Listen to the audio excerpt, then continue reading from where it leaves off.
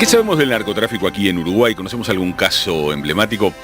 Hace pocos días, Antonio Ladra, periodista, escritor, presentó su libro Narcos en Uruguay, una investigación periodística que cuenta historias detrás de vida de algunos conocidos narcotraficantes uruguayos, básicamente a través de 4 casos. Antonio nos acompaña aquí en estudio, bienvenido, gracias por estar acá con nosotros. Antonio fue compañero además de trabajo. Es un regreso acá. Claro, yo cuando entré a la radio, Antonio trabajaba ya acá estaba ahí en la producción de Perspectiva, sí. Así es. Y después me quedaba, porque vos entraste en el programa que estaba con José Pedro, claro, en La Brújula. En La Brújula. El equipo original era José Pedro Díaz, Ernesto Kramerman, Álvaro González Márquez, Pepe Irazábal y yo. Claro, entonces lo que sobraba de En Perspectiva lo tiraba por acá, claro, muchas veces. Ya está en conversación de viejos, señor. No, señor. Bueno, después sumar, Mauricio, arrancamos del Observador. En la República. En la República, después el Observador. El Observador, todo el periodo fundacional del Observador. Sí, señor. Ni que hablar. Bueno, muchas gracias por la invitación, por el regreso a estos lugares. Antonio, vos recordás, y lo has recordado a lo largo de estos días, que la primera vez que te enfrentaste como periodista con un caso pesado de narcotráfico fue trabajando para Postdata, con el caso de Lilo Martínez, narcotráfico en el oeste de nuestro país. Sí, efectivamente, aunque yo no hice la investigación directamente, sino que la acompañé, fue un poco brindar datos por algún otro lado, pero me metí en el tema, además porque conocía la zona, allá Carmelo, Nueva Palmira, la zona de influencia de este hombre. Ese fue, digamos, el primer caso en que estuve allí metido informativamente, hablando con gente y con autoridades también, ¿no? Increíblemente ahora el tema recobró vigencia. Lo hice a propósito. Lo hice a propósito para levantar la venta del libro. Pero no, es independiente del asunto, pero de alguna manera el crimen de Lilo Martínez allá volvió a estar en las crónicas asociado al asesinato del joven Andrés Trigo en Colonia. Exacto, sí, porque la misma persona que está procesada por el asesinato de Trigo, procesada y condenada, también fue procesado por el caso de Lilo Martínez. Entonces ahora empezó a moverse un poco y a recordarse el tema de Lilo Martínez. Increíble, décadas después, ¿no? Sí, pero esto es un poco el signo de esto, ¿no? Como los mismos personajes están dando vuelta alrededor del tema, ¿no? Sí. Te metiste con el tema narco, que es un tema embromado siempre, desde todo punto de vista, ¿no? Para meterse a veces en la investigación y a veces en los presuntos riesgos. ¿Cómo viste la cosa? ¿Te sentiste en algún momento amenazado? No, para nada. Si dijera que fui amenazado, estaría mintiendo. No me sentí amenazado para nada. Lo que sí, en el momento que estaba juntando información, acercándome a gente para poder reconstruir estas historias, había algunos momentos que llegaba hasta cierto punto y me decían, de acá no hablo más o no te digo más, o algunas otras veces a través de interpósitas personas llegaban información tipo, ¿qué está buscando este muchacho? ¿Qué es lo que quiere saber? Pero hasta ahí, nada más. No lo tomo ni como una amenaza ni como nada, eso ocurre en cualquier orden de la vida, en el periodismo, ¿no? Hágase la información. Varios de los personajes que aparecen en el libro están muertos, además. Sí, por lo menos los tres de las 3 historias están muertos, y eso es como un designio fatal que tienen los narcotraficantes, y mueren jóvenes, y algunos muy jóvenes además, ¿no?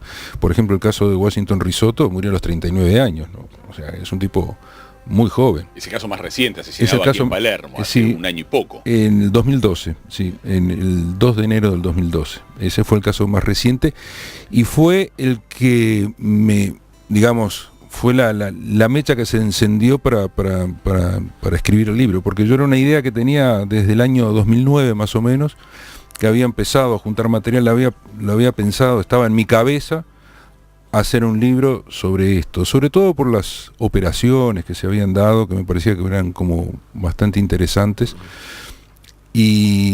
pero había empezado, empecé a escribir algo, juntar material, no lograba acceder a fuentes confiables y se había dificultado, me había desalentado varias veces, volví, dejé, y al final fue el caso de Washington Risotto el que cuando lo asesinaron, por las características particulares, por el personaje en sí, no era un tipo desconocido para nada. Contratista de fútbol. Contratista de fútbol, promotor de boxeo, benefactor del barrio, era el dueño del barrio, el jefe, al que todos iban a pedirle. Y el hombre estaba tranquilo ahí tomando una cerveza, ¿no? Sí, muy tranquilo no estaba, porque él estaba en una situación en ese momento de debilidad extrema, porque había perdido cargamentos, que eso es un montón de plata. Él se dedicaba a la cocaína, era el principal exportador de una exportación no tradicional, pero el principal exportador de cocaína lo hacía a través del puerto de Montevideo, tenía contactos en Europa, digamos, había logrado pegar un salto importante, pero debía mucho a muchos, y por eso, entre otras cosas, el caso es difícil, de difícil resolución, porque, como me dijeron alguna vez, había cola para matarlo. Y en un asesinato además, en formato sicariato, además, que era toda una rareza para nuestro país, es decir, sí, dos tipos que llegan en una moto, lo acribillan y siguen. Sí, en verdad no es la primera vez que ocurrían asesinatos del estilo sicario así, en Rivera ya habían ocurrido, y algunos otros lugares, pero por las características del personaje creo que fue bastante impactante, y efectivamente llegaron dos personas. Hasta este momento lo que se sabía era que habían venido con unas medias en la cabeza, en verdad no estaban descubiertos, estaban a cara descubierta. Risotto no estaba armado, o sea que estaba esperándolos, y fueron 8 balazos, ¿no? Que lo mataron. Igual suerte tuvo uno de sus amigos y laderos, el que le decían el peligroso. Bueno, duró un año. Un año más. Suárez Furtado era el último socio que tuvo Risotto, y también lo acribillaron en la zona del hipódromo, ¿no?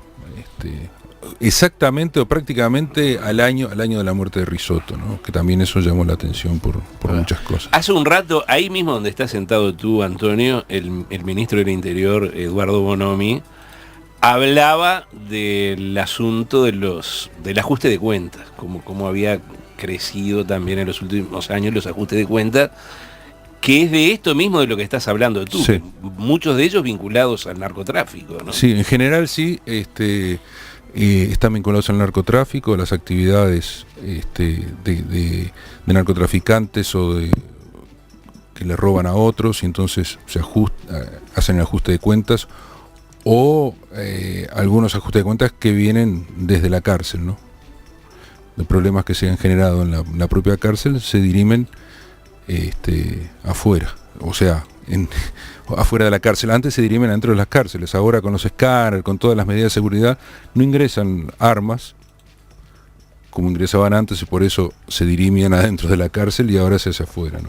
Hacemos una pequeña pausa y seguimos conversando con Antonio Ladra. Son las 11:36, seguimos compartiendo el aire del espectador con Antonio Ladra. Estamos hablando de su libro Narcos en el Uruguay. Antonio, una de las características que tiene el libro además es las dos maneras que tiene el negocio en nuestro país. Como decís vos, en un comienzo era de paso, ¿no, verdad? El caso de Lilo Martínez es como muy claro, el tema de sacar desde el oeste hacia Buenos Aires droga, y el otro es de droga instalada en el país, es decir, consumo interno. Porque, como decimos en el prólogo, todo el mundo decía, no, esto acá no va a pasar, y como otras cosas desde mediados del siglo pasado fueron pasando, y hay un consumo importante en el país. Sí, y eso tiene que ver también con el aumento del PBI uruguayo, porque se empieza a manejar mayor cantidad de dinero, porque empieza a haber un circulante mejor, mayor, y entonces eso también tiene que ver con el mercado de la droga, porque es un mercado como cualquier otro. Hay una demanda y hay una oferta. Ha aumentado la demanda, y entonces la oferta ha sido mayor, y de alguna manera la droga que pasa por acá, por Uruguay, algo queda para el mercado uruguayo, que hoy no deja de ser apetecible. El otro día me decía alguien, los narcotraficantes les interesa el mercado de Porto Alegre, ¿por qué no va a interesar el mercado de Montevideo si son iguales? Entonces, o Santiago de Chile, por poner, o Rosario, como está ocurriendo ahora en Argentina, que tiene otras características. Pero efectivamente ha cambiado todo el panorama del consumo de droga, el panorama del narcotráfico acá en el Río de la Plata ha cambiado mucho. Claro.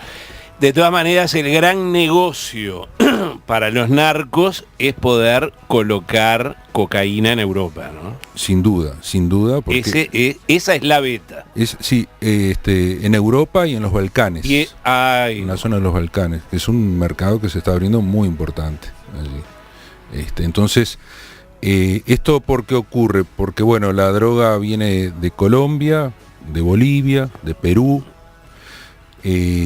y el plan Colombia... Ya procesada.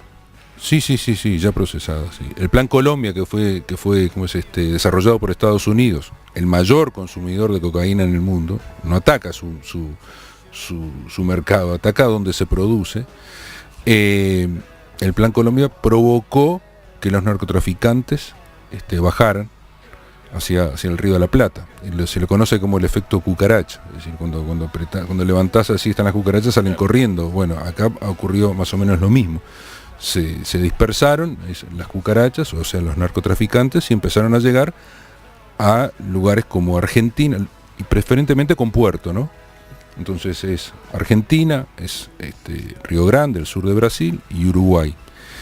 En Argentina se han instalado, y es un problema grave que hay en la ciudad de Rosario, por ejemplo, y en Buenos Aires también, donde ha habido un incremento importante de lo que tiene que ver con ajuste de cuentas, asesinatos, el uso de sicarios. Y acá en Uruguay ha habido el incremento de los ajustes de cuentas, como hablábamos recién, pero las organizaciones, los carteles colombianos, o incluso los mexicanos que han intentado instalarse acá, no lo han hecho, no han podido porque han sido desbaratados, entre otras cosas porque bueno, somos más pequeños, nos conocemos entre todos, y si vemos algún colombiano jugando fuerte en el casino, eso llama la atención. Antonio, el narcotráfico es un negocio muy rentable, de alto riesgo también, y que después en algún momento termina en que hay que lavar ese dinero. Bueno, esa es la otra punta de la historia, ¿no? ¿Qué se hace con ese dinero? ¿Se lava dinero en Uruguay? Sí, se lavó dinero, quizás ahora se han ajustado los controles, pero no tengo duda que se sigue lavando dinero por diferentes vías.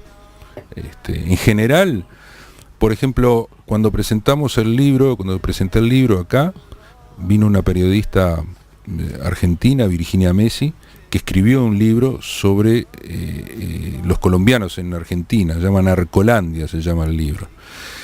Y ella culminó su exposición diciendo que el circuito del dinero sucio se lavaba, dice, y todo lleva al fútbol. Eso te iba a preguntar, porque una de las cosas que queda clara son relaciones de esta cultura narco con básquetbol, fútbol, turf. Sí. Bueno, esa es una característica que se ha dado acá, y que, digamos, replica lo que ocurre en otros lados. Acá no hay nada, no hay ningún misterio, no hay nada nuevo, ¿no? Pero se ha encontrado narcotraficantes o gente que trafica con sustancias vinculadas a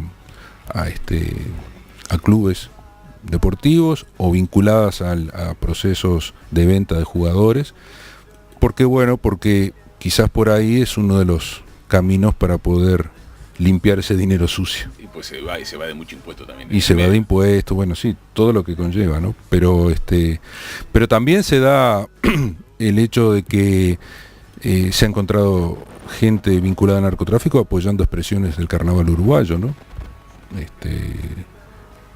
Conjuntos de carnaval, o sea, dentro de la cultura popular también están apoyando esas expresiones propias de los uruguayos. y que bueno, es un... ¿Cómo hace la mafia italiana, ¿no? Que apoya a la ópera. Bueno, acá no tenemos ópera, la ópera uruguaya que es la murga o algún otro tipo de expresión.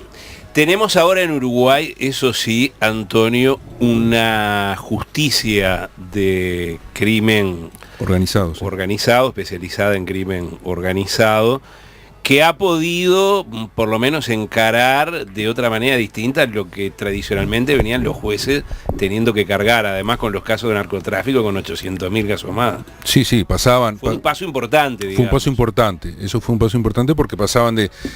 un juez le caía un caso y tenía que mediar entre un problema familiar y un narcotraficante, o sea, al mismo nivel, le tenía que dar la misma importancia. En cambio ahora ese tipo de casos se pasan por la justicia de crimen organizado, eso es un paso importante.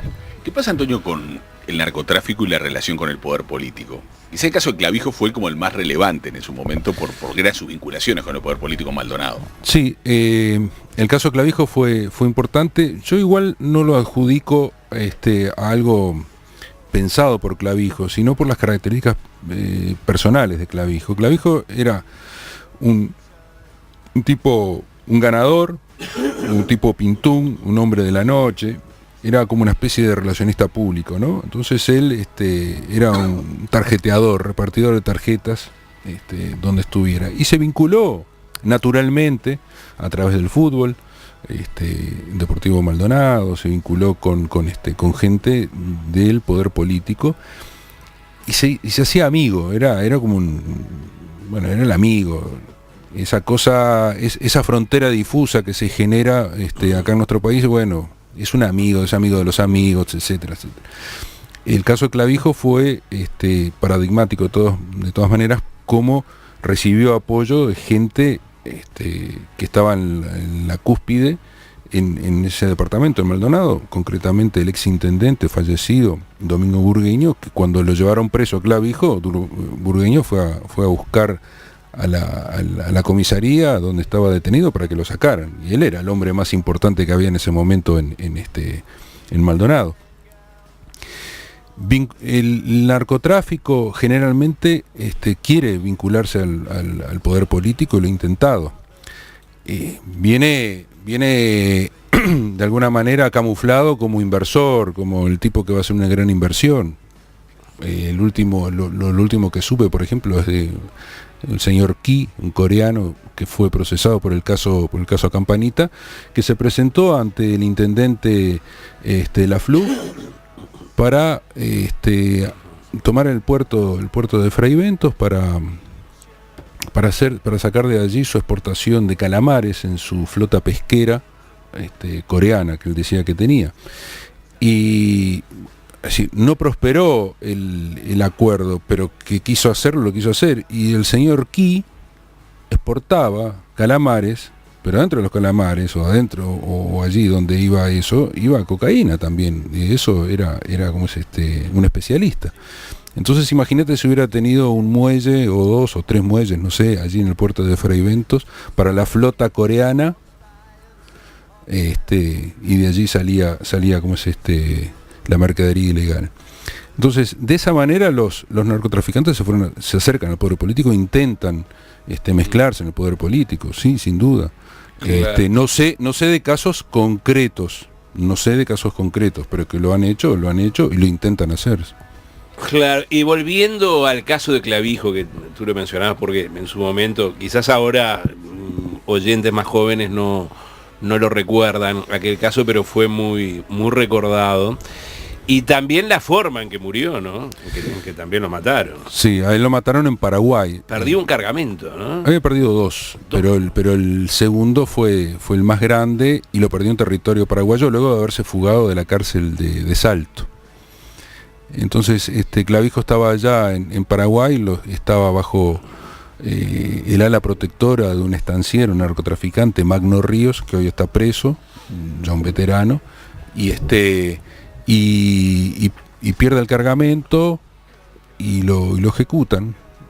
Pero además él cayó en un momento bastante complicado en la situación porque había un enfrentamiento entre los narcos paraguayos con los narcos brasileños, él quedó en el medio. Entonces en una cena que lo invitaron a cenar a la salida. Perder un cargamento es sentencia de muerte. Letal. No hay seguro posible. Nada, claro. O sea, hay códigos acá muy claros, ¿no? Sí, eso es un código muy claro. Una, perder los cargamentos, no importa de qué manera. Es decir, bueno, si lo perdió porque fue la policía la que se quedó con el cargamento, bueno, es una falla en la organización también, ¿no? Entonces eso también se paga. Porque puede estar de vivo quedándose con cargamento y claro, porque eso suele ocurrir. Porque además la droga en general se paga, el 50% se paga cash y el 50% después que se hace la operación. Entonces, en general, si vos perdiste el cargamento, el vendedor perdió el 50%, ¿no? Y ¿cómo se paga esto? Ahí es como cualquier negocio, es un negocio como cualquier otro. El libro se llama Narcos en el Uruguay. Su responsable, el periodista y escritor Antonio Ladra, compartió estos minutos con nosotros. Gracias, Antonio. Muchas gracias. Hasta la vuelta.